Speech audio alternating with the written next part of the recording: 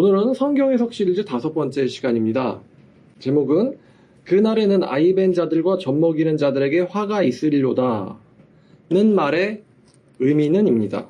이 말씀 어디 나오냐면 마태복음 24장에 등장합니다. 24장 마태복음 24장 19절 말씀. 자, 그날에는 아이벤 자들과 젖먹이는 자들에게 화가 있으리로다. 자, 이 24장 말씀을요, 우리는 감람산 강화라고 부릅니다. 왜냐하면 감람산에서 말씀하신 내용이라서 그래요. 24장과 5장입니다. 이 말씀은 마태복음에만 있는 게 아니라 마가복음과 누가복음에도 나와 있습니다. 마가복음이 가장 기본 버전일 것이고 마태가 거기서 약간 더 덧붙여진 것이고 누가복음은 좀 더 자세하게 기록된 말씀이에요. 마태복음으로 오늘 볼 겁니다. 이 24장은 또한 종말장이라고도 불립니다. 왜냐하면은 종말에 일어날 일에 대한 내용을 예수께서 말씀하셨기 때문이에요. 이 24장 말씀도 요한계시록 전체 해석과 내용이 비슷합니다. 요한계시록 해석하는 방법이랑 비슷해요. 요한계시록을 해석할 때 그 계시록을 AD 70년 이전에 이스라엘에게서 일어난 걸로만 한정하는 거를 우리는 과거주의라고 합니다. 이미 초림 때 다 끝났다는 거거든요. 그다음에 반대로 요한계시록의 내용을 예수님이 재림하기 전에만 다 일어날 내용으로 보는 것을 미래주의라고 합니다. 이 미래주의 중에서도 극단적인 형태가 바로 세대주의입니다. 세대주의. 그리고 이 요한계시록을 역사적으로 일어났던 중세나 근대 이런 때에도 일어났던 걸로 보는 것을 역사주의라고 합니다. 자, 그러면 오늘 이 24장 마태복음 이 말씀도요, 이렇게 할 수 있겠어요? 이 24장에 나타나 있는 종말에 대한 예언을 예수님 당대에 아주 가까운 미래, 예수님 당시를 살던 사람들의 세대에서 일어날 아주 가까운 미래로만 보는 것을 이제 과거주의적인 해석이라고 할 수 있겠죠. 그럼 반대로, 반대 극단으로, 자, 24장 1, 2절을 보면은 예수께서 성전에서 나와서 가실 때에 제자들이 성전 건물들을 가리켜 보이려고 나아오니 예수님이 예루살렘 성전 보세요. 그런데 예수께서 대답하여 이르시되 너희가 이 모든 것을 보지 못하느냐? 진실로 내가 너희에게 이르는데 돌 하나 돌 위에 남지 않고 다 무너뜨려지리라. 여기서 이제 너희가 등장하는데 여기서 너희는 앞에 있는 제자들이죠. 예수님 당시의 제자들입니다.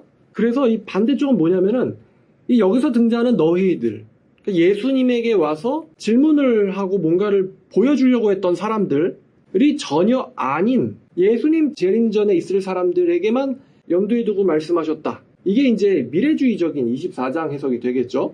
그럼 여러분 한번 생각해봐요. 이 말씀을 예수님 당대 사람들에게만 하신 말씀이다. 아니 예수님의 당대 사람들, 예수님에게 질문했던 사람들과는 전혀 상관없이 예수님 재림 전에 미래 사람들에게만 들으라고 하신 말씀이다. 그럼 이제 이것도 좀 극단적이고 이것도 좀 극단적입니다. 그럼 어떻게 해석하는 관점이 있냐면은 예수께서는 예수님에게로 물어보러 온 사람들 뿐만 아니라 또 이 말씀을 마지막에 읽게 될 예수님 재림 전 때를 살고 있는 사람들에게도 의미 있는 말씀으로 두 가지 종류의 청중들을 예수께서는 염두에 두시고 말씀을 하셨다. 이게 이제 이중적 해석 관점으로 말씀을 보는 거예요. 자, 계속 읽어보겠습니다. 예수님이 지금 성전이 무너진다. 너희가 이 모든 것을 분별하지 못하느냐? 우리도 분별력 있는 사람이 되기를 바라요. 지금 돌 위에 돌 하나 남지 않고 무너질 것이다 라는 말씀에 제자들이 와서 물어봅니다. 예수께서 감람산 위에 앉으셨을 때에 제자들이 조용히 와서 이르되 우리에게 이르소서 어느 때에 이런 일이 있겠사오며 주의 임하심과 세상 끝에는 무슨 징조가 있사오리까? 여기서 어느 때에 이런 일이 해당하는 건 바로 24장 2절에 해당하는 모든 것 하나 남지 않고 다 무너지리라 라는 이 일이 이 말씀에 대한 성취를 가리키는 거예요. 어느 때에 이런 성전 파괴나 종말이 있을 것이며 또 주님의 임하심, 재림, 왕으로 다시 오심, 그리고 세상 끝에는 무슨 일이 있겠습니까? 라는 질문을 합니다. 그러니까 제자들의 질문은 두 가지예요. 첫 번째는 성전 파괴는 언제 일어날 것입니까? 성전 파괴는 어떻게 됩니까? 두 번째 질문은 당신의 이제 왕으로서의 오심, 왕으로 당신의 좌정하심은 언제입니까? 이 두 가지 질문 다 종말과 연결이 되어 있어요. 성전 파괴와 종말, 예수의 왕으로 좌정하심과 종말, 다 종말과 연결되어 있습니다. 자, 그러면 지금 성전 파괴에 대한 질문을 하고 있으면서 예수님의 왕으로서의 좌정, 오심에 대한 질문을 예수님은 하고 계십니다. 근데 우리는 지금 이 두 가지를 염두를 해둬야 되는데 첫 번째는 이 말씀을 주고 있는 분은 바로 전지하신 예수님이라는 걸 우리가 염두를 해둬야 돼요. 무슨 말이냐면 지금 이 질문을 하는 사람들이 제자들이에요. 근데 제자들은 바보들이에요. 지금 제자들은요, 예수님이 죽는다, 부활한다, 승천한다, 재림한다 이런 내용들을 전혀 모릅니다. 제자들은. 예수님 돌아가시니까 우리 이제 끝났다 이러고 다 포기하고는 집으로 간 사람들이 바로 제자들이에요. 그래서 제자들이 뭐 예수님의 승천과 재림과 뭐 성도들의 부활과 이런 것들을 다 알고 있으면서 예수님의 임하심, 다시 오심, 재림은 언제입니까? 이렇게 물어보는 아주 지혜로운 상태는 지금 아닙니다.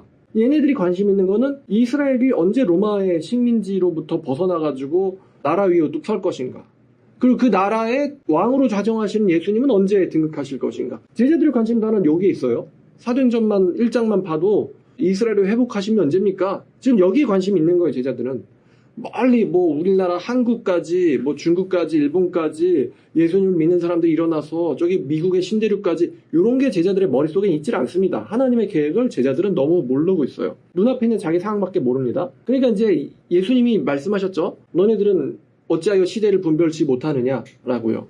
자, 근데 이 바보 같은 질문에 지금 세상 끝이 뭔지도 모르면서 이 바보 같은 질문에 대답하고 계신 분은 또 전지한 예수님이라는 걸 우리는 염두를 해둬야 돼요. 그래서 제자들의 그 의문에 예수님은 현답을 하십니다. 예수님께서는요, 제자들의 질문에 해소가 되는, 제자들의 질문을 해소하는 대답을 하시면서도 예수께서는 사실 재림이라는 사건은 굉장히 먼 미래에 있어요. 이 사람들로부터는. 근데 예수님께서는 그 재림 전에 일어날 일들, 그리고 재림 전에 예수를 믿게 될 기독교인들, 한국인들, 미국인들까지도 염두에 두시고 그들이 성경을 읽을 것까지도 염두에 두시고는 대답을 해주실 필요가 있었어요.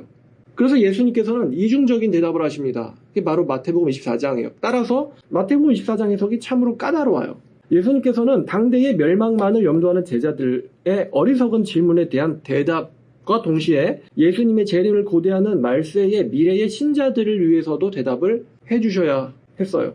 자, 24장은 그래서 크게 세 파트로 나뉩니다. 첫 번째는 세상전, 재림전, 종말 징조에 대한 이야기들입니다. 이게 14절까지이고요. 그러니까 14절에 천국복음이 모든 민족에 증언되기 위하여 온 세상에 전파된다. 이거는 예수님 당대에 일어난 일은 아니었어요. 어떤 사람들은 로마 제국이 땅끝이다라는 사람들도 있습니다. 과거로만 보려는 사람들은요. 그리고 15절 이하는 예수님에게 이 질문을 묻고 있는 제자들에게 해당하는 말씀입니다. 그러면 14절까지는 재림전 이야기들, 그 다음에 15절부터는 예수님에게 이 말씀을 묻고 있는 유대인들에 대한 이야기들, 그리고 다시 마무리는 예수님 오기 전에 이 재림전의 이야기들로 이루어져 있어서 샌드위치 구조라고 볼 수 있어요. 15절부터 28절까지, 그리고 29절부터 31절까지입니다. 우리가 이 말씀을 좀 더 자세히 보기 위해서 누가복음을 봐야 되는데, 누가복음의 병행장이 21장이에요. 자, 21장을 보면은 예수님이 지금 어떠한 이야기들을 하고 계시는지 볼 수 있는데, 자, 21장의 20절부터 읽어볼게요. 자, 19절까지는 마태복음 24장 14절까지에 해당하는 내용들이고, 20절부터 보니까 너희가 예루살렘이 군대들에게 에워싸이는 것을 보거든 그 멸망이 가까운 줄을 알라. 여기서 이제 그 멸망은 재림 전에 있을 멸망일까 아니면 예수님 당대의 멸망일까? 지금 앞이 설명하고 있지만 예루살렘이 군대들에게 에워싸이는 것을 보거든 그 멸망이 가까운 줄을 알아라 라는 말씀을 하셨어요. 그때의 유대에 있는 자들은 산으로 도망할 것이며, 이게 오늘의 제목인 이 젖먹이는 자들에게 화가 있다와 연결되어 있는 말씀이에요. 그때의 유대에 있는 자들은 산으로 도망갈 것이며, 신천지 같은 경우는 여기서 산을 자기네들 집단이라고 해석을 해요. 이단 신천지로 해석을 합니다만, 우리나라 성경은 복수 번역을 안 하죠. 잘 영어를 보면은 마운틴즈, 아무산들이에요. 아무산들로 도망가라 라는 이야기입니다. 아무산들로 도망가라. 왜냐면 유대는 산지로 이루어져 있거든요. 성내에 있는 자들은 나갈 것이며 촌에 있는 자들은 그리로 들어가지 말지니라. 이 날들은 기록된 모든 것을 이루는 징벌의 날이니라. 23절 이게 나오죠. 그날은 아이벤 자들과 젖먹이는 자들에게 화가 있으리니 이는 이 땅에 큰 환난과 이 백성들에게 진노가 있겠습니다. 그들이 칼날에 죽임을 당하며 모든 이방에 사로잡혀 가겠고 예루살렘은 이방인의 때가 차기까지 이방인들에게 밟히리라. 24절 말씀 한 번 더 볼게요. 이 백성들에게 칼날이 임하여 죽임을 당할 것이며 모든 이방들에게 이 백성들이 사로잡혀 갈 것이며 예루살렘은 이방인들의 때가 찰 때까지 이방인들에게 밟히리라. 그럼 이 사건이 언제 일어날 사건일까? 이거는 재림 전에 일어날 사건일까? 아니면 초림 때 일어난 사건일까? 답은 초림 때 일어난 사건이에요. 쭉 보면 1월 성신에는 징조가 있겠고 땅에 서는 민족들이 바다와 파도에 성난 소리로 인하여 혼란한 중에 공고하리라. 사람들이 세상에 임할 일을 생각하고 무수함으로 기절하리니 이는 하늘들의 권능들이 흔들리겠음이라. 천재지변과 이변들이 일어날 것이다 라는 이야기죠. 그때의 사람들은 인자가 구름을 타고 능력과 큰 영광으로 오는 것을 보리라. 이런 일이 되기를 시작하거든 일어나 머리를 들라 너희의 구원이 가까웠느니라 하시니라. 이에 비로 이르시되 무화과나무와 모든 나무를 보라. 싹이 나면 너희가 보고 여름이 가까운 줄을 자연히 아나니 이와 같이 너희가 이런 일이 일어나는 것을 보거든 하나님의 나라가 가까이 온 줄을 알라 라고 말씀하셨어요. 자, 그럼 분석하면 이래요. 예수님이 처음에 이야기한 것은 예루살렘 전쟁을 가리키는 거예요. 예루살렘의 멸망을 염두하고 계세요. 예루살렘이 군대들에게 에워싸인 거 보거든 예루살렘의 멸망이 가깝다.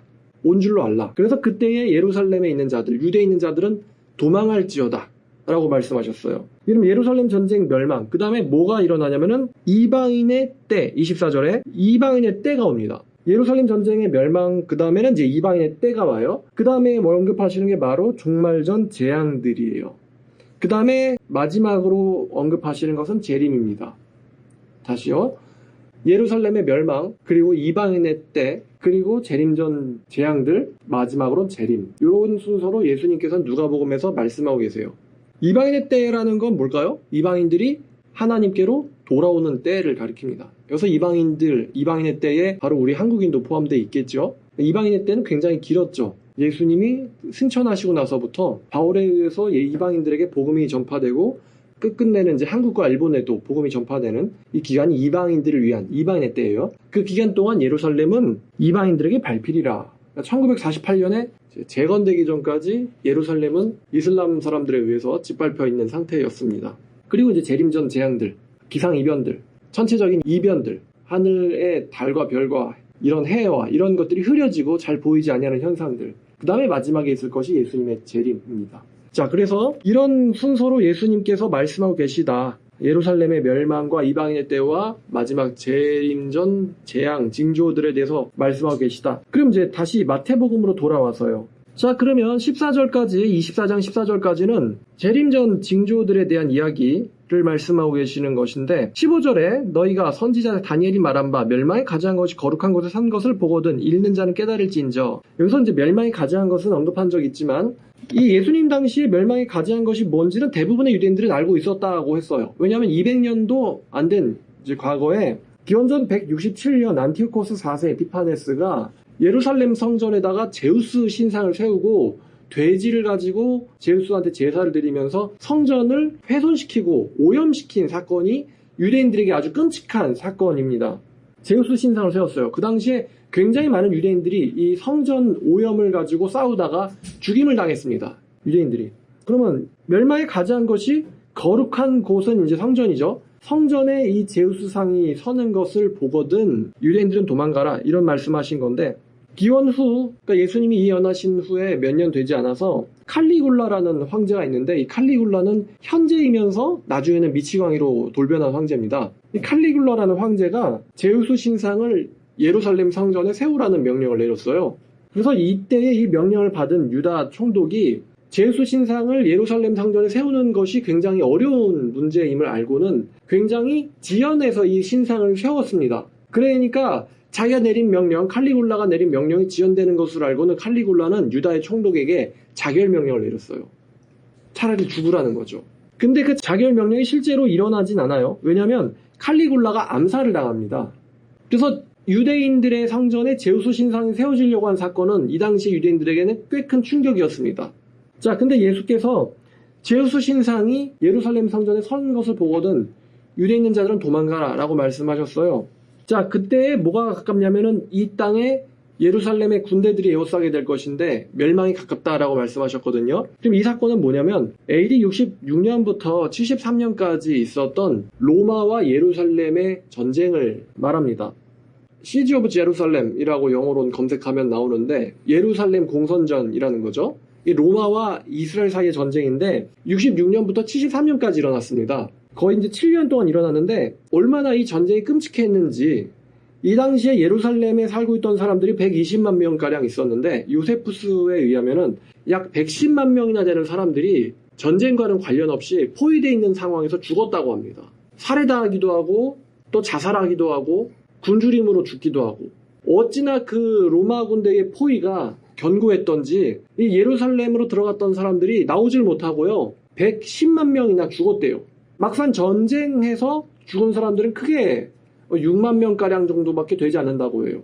나머지 110만 명은 굶주림으로 공포로 자기들끼리 처형을 하는 거예요. 배신자 찾아내가지고 처형당하는 방식으로 110만 명이나 되는 예루살렘 사람들이 죽었다고 합니다. 끔찍하겠죠. 남자 시체, 여자 시체, 갓난아기 시체, 노인 시체 굉장히 많은 무수한 죽음들이 그 성에 질비했다라는 것입니다. 그리고 끝까지 살아남은 9만 8천 명이 로마 병사들에 의해서 포로가 되어서 여러 민족에게로 팔려버린 아주 무시무시한 운명이 이 예루살렘, 이스라엘의 수도죠. 예루살렘 주민들에게 일어났습니다. 실제로. 일부 사람들이 마사다 요새로 도망가서 73년까지, 예루살렘 함락은 70년에 끝나요. 73년까지 3년간 또 농성을 합니다. 근데 마사다 항전에서도 로마 군인의 포위가 아주 강력해서 마사다 요새에 남아있던 용감한 사람들이 끝내는 마지막엔 전부 다 자살을 합니다. 남자 대표들이 가족들, 부하들을 다 죽이고 또 마지막 하나 남은 사람들이 나머지를 다 죽이고 최후로는 자기 스스로를 목숨을 끊는. 그러나 그 성 안에는 한 달치의 식량이 남아있었어요. 그러니까 이 얘기는 우리가 배고파서 죽는 게 아니고 너희에게 항복하지 않겠다. 너희에게 우리의 자유를 빼앗기지 않겠다라는 결사의 어떤 마음을 보여주고자 집단 자결을 마사다 요새에서 함으로써 73년에 모든 유대 반란이 끝납니다. 자, 얼마나 그 잔인한 전쟁이었을지 포위되면은 들어가면 죽는다. 이제 그거를 예수님은 미리 아시니까 이 제자들에게, 여기서 제자는 사도들만 가르치질 않아요. 예수님의 말씀을 듣게 될 혹은 예수님을 믿게 될 예루살렘의 모든 사람들을 가리킵니다. 실제로 요세푸스에 따르면요, 유대의 역사가 요세푸스에 따르면 크리스찬들은, 이 당시 크리스찬들은요, 예수님의 경고 때문에 이 로마와의 전쟁에 참여하지 않고 오히려 요르단의 펠라산으로 전부 도망을 갔다고 합니다. 그래서 이 펠라산이 어디냐면은 오늘날에는 요르단에 있어요. 요르단이란 나라, 예루살렘의 오른쪽에 있거든요. 세계 지도를 보면은. 요단강 그 오른쪽에 건너편에 있는데 이 펠라 산지에 예수님 당시에 예루살렘 사람들이 도망을 가가지고 거기서 기독교 마을을 세웠어요. 그래서 예수님의 제자들은 예루살렘 전쟁에서는 죽지 않았다고 합니다. 요세푸스의 이야기예요. 거기서 기독교 마을을 건립했고 그 마을은 중세 시대인 비잔틴 시대까지 있었다라고 합니다. 굉장히 오래된 마을이라고 하네요. 펠라에 있는 마을은. 자, 그러면 이제 19절 오늘의 질문이죠. 그날은 아이벤 자들과 젖먹이는 자들에게 화가 있으리로다. 너희가 도망하는 일 겨울에는 안식일이 되지 않도록 기도해라. 실제로 전쟁이 일어났을 때 가장 취약한 계층이 바로 여자와 어린이들입니다. 특히나 임신한 여자나 젖먹인 아이를 데리고 있는 경우는 이동성이 크게 떨어지겠죠. 그래서 가장 잡히기 쉬운 사람들이거든요. 이 예루살렘 전쟁이 심해질 때 여자와 아이들 그리고 젖먹이는 자들에게는 화가 있을 것이다 라는 말씀을 하신 거예요. 그러니까 그 포위는 굉장히 긴박하기 때문에 여유가 있을 것이다 라고 생각하지 말고 뒤도 돌아보지 말고 도망가라가 예수님이 주신 말씀인 거예요. 크리스찬들을 위해서. 그리고 그 날이 안식일이 되지 않도록 기도해라. 겨울인 안식일. 겨울에 도망하면 힘들겠죠. 그리고 안식일 날 이런 일이 일어나지 않도록 기도하라 라는 말씀이 있었는데 유대인들은 안식일 준수라는 게 굉장히 중요하죠. 유대인들에게는. 유대인들의 전통에 따르면요, 안식일에 이동할 수 있는 거리가 2000규빗이라고 합니다. 1규빗이 약 50cm니까 2000규빗은 어느 정도냐면 1km 정도예요. 1km 정도. 그러니까 안식일날 도망할 수 있는, 안식일을 어기지 않는다라는 자기들의 전통이 1km까지 이동하는 거였어요. 그러니까 안식일날에 피난이 일어나지 않도록 해라. 그러니까 미리미리 안식일 되기 전에 도망하라는 이야기죠. 그럼 펠라까지는 얼마일까? 예루살렘에서 펠라산까지는 얼마일까? 우리는 펠라가 어딘지를 알고 있으니까 제가 어저께 지도를 보고 계산해 봤는데 약 60km 정도입니다. 60km 정도니까 오늘날 우리한테는 뭐야 그러면 뭐 서울에서 천안 정도까지밖에 거리가 안 되네 라고 생각할 줄 몰라도 이 당시에는 도보로 움직였죠. 60km 정도면요 4일 길이에요. 이 당시 성인의 하루길이 15km 정도였으니까 4일 길입니다. 그러니까 4일간이나 먹지도 마시지도 않고는 도망을 가야 되는 게 이제 펠라까지의 거리예요. 근데 4일 길이라고 해도 안식일 날에는 1km밖에 이동을 못하고, 그리고 젖먹이는 애들과 임신한 여자들은 15km를 행군한다는 게 참으로 힘들겠죠. 그래서 이 날에는 아이벤자들과 젖먹이는 여자들에게는 고난의 날이 될 것이다, 이렇게 예수께서는 말씀하신 겁니다. 그리고 다시 또 이 24장의 스토리는 예수님의 재림전 이야기로 다시 돌아옵니다. 자, 그러면 이제 결론이죠. 그 24장 19절 20절에 아이벤자들과 젖먹이는 자들은 무슨 뜻인가요? 네, 문자 그대로의 뜻입니다. 실제로 예수님 당시에 끔찍한 전쟁이 있었고 그 전쟁에서 기독교인들은 경고를 받아서 피난을 했어요. 아이가 있으면 피난하기 어려웠겠죠? 그것을 예수님께서는 언급하신 거예요. 이러한 끔찍한 전쟁이 예루살렘에는 다시는 없을 것이다, 이런 말씀을 주셨습니다. 자, 오늘 말씀 아이벤자들과 젖먹이는 자들에게 화가 있으리로다 라는 의미입니다. 예수님은 당대 사람들과 재림전 사람들, 두 종류의 사람들을 모두 다 염두에 두시고는 제자들의 어리석은 질문에 굉장히 깊이가 있는 입체적인 대답을 하신 것이다 가 중요한 포인트가 되겠습니다. 자, 여기까지 하겠습니다.